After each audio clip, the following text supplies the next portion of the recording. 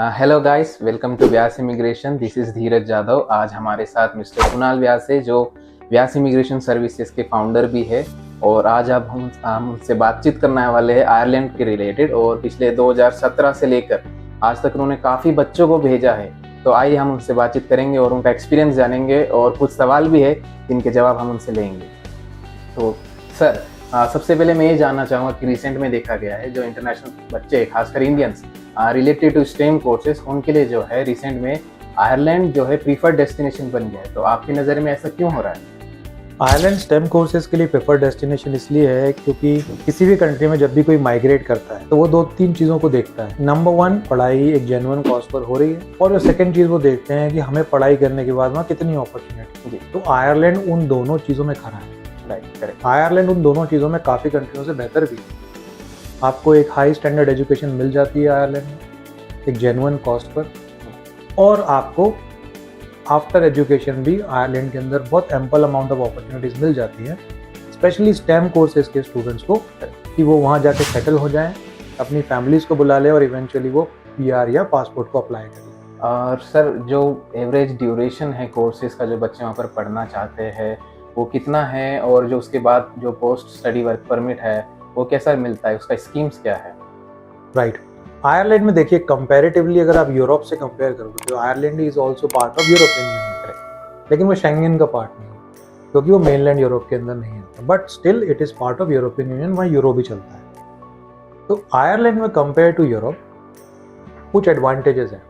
Number 1 advantage कि Ireland is only English speaking country in Europe. बाकी हर other country में non English speaking languages मिलती। तो Ireland में कंपैरेटिवली टू यूरोप 1 साल की ही मास्टर्स होती है, बाकी रेस्ट ऑफ द यूरोप में मोस्टली 2 years की मास्टर्स होती है। तो उसकी वजह से उनका बजट बहुत फ्रेंडली हो जाता है, अफोर्डेबल बजट हो जाता है। तो आयरलैंड में 1 साल की मास्टर्स प्लस 1 साल की मास्टर्स की पढ़ाई करने के बाद उनको 24 months का पोस्ट स्टडी वर्क परमिट मिलता है। और जो बच्चे वहाँ पर पढ़ना चाहते हैं उनके लिए आपकी नज़र में क्या बजट है जो उनको अच्छा क्वालिटी ऑफ एजुकेशन वहाँ पर मिल सकता है?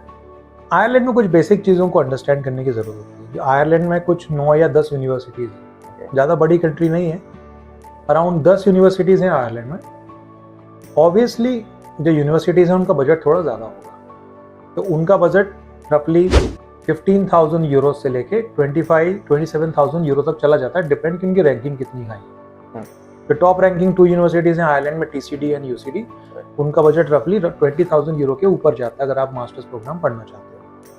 लेकिन आयरिश एजुकेशन सिस्टम में कॉलेजेस और पॉलिटेक्निक्स की भी उतनी ही वैल्यू है जितनी यूनिवर्सिटीज़ की वैल्यू।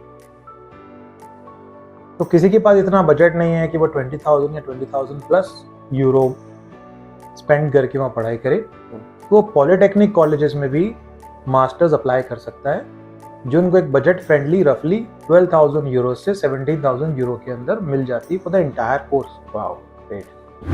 ओके, एंड नाउ जो सबसे ज़्यादा क्वेश्चन पूछा जाता है कि PR के लिए क्या करना है वहाँ पर? जो PR का पॉइंट ऑफ व्यू है वो कई कंट्रीज़ ने ख़राब किया हुआ है, स्पेशली कनाडा। पर आयरलैंड में PR लगाने का ऐसा कोई सिस्टम नहीं है, वहाँ एक सिंपल पाथवे प्रोग्राम। तो फॉर एग्जांपल अगर तुम खुद भी आयरलैंड जाते हो, लेट्स से कि तुम वहाँ पर फार्मास्यूटिकल साइंस में मास्टर्स करते हो 1 साल की, तो वहाँ पे 2 लिस्ट दी हुई है गवर्नमेंट ने। एक दी है क्रिटिकल लिस्ट। क्रिटिकल लिस्ट का मतलब है कि वहाँ पे कुछ ऐसी ऑक्यूपेशन है जिनमें बहुत शॉर्टेज चल रही है, और वो ये चाहते हैं कि इंटरनेशनल वर्किंग क्लास लोग वहाँ पहुँचें और उन शॉर्टेजेस को पूरा करें। तो क्रिटिकल लिस्ट की एक लिस्ट है और एक नॉन क्रिटिकल लिस्ट है।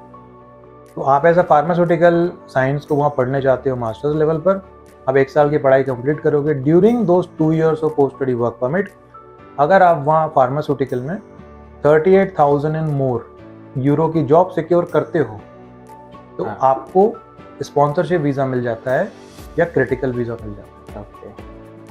उस क्रिटिकल वीज़ा पर 21 months स्टे करने पर आपको वहाँ की PR मिल जाती है। और जो नॉन क्रिटिकल वाले हैं उनको 64,000 की लिमिट है, 64,000 यूरो की वो जॉब लगाते हैं, तो उनको 21 months स्टे करने के बाद वहाँ पे PR यानी स्टैम्प 4 मिल जाता है।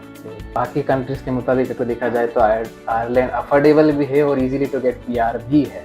अगर आप सही प्रोफाइल के साथ सही क्रिटिकल कोर्सेज में आप जाते हैं। एग्जैक्टली मैंने काफ़ी लोगों को 2017 से आयरलैंड भेजा हुआ है, और कुछ फ्रेशर्स को भी भेजा है, कुछ वर्किंग क्लास लोगों को भी भेजा है। मोस्ट ऑफ देम, अगर आप कॉमर्स बैकग्राउंड के भी होते हो, अगर आप नॉन टेक्निकल बैकग्राउंड के भी होते हो, तो आपको कोर्स इस तरह का वहाँ मिल जाता है जिससे आप क्रिटिकल में आ जाते हो। आपको वहाँ पे क्रिटिकल का कोर्स करवा के एंड देन आप वहाँ जॉब सिक्योर करके अपने आप को सिक्योर कर लेते हो।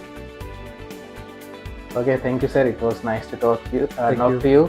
और हम लोग फिर मिलेंगे नए देश के साथ, नई इन्फॉर्मेशन के साथ। तब तक के लिए हमारे साथ बने रहे।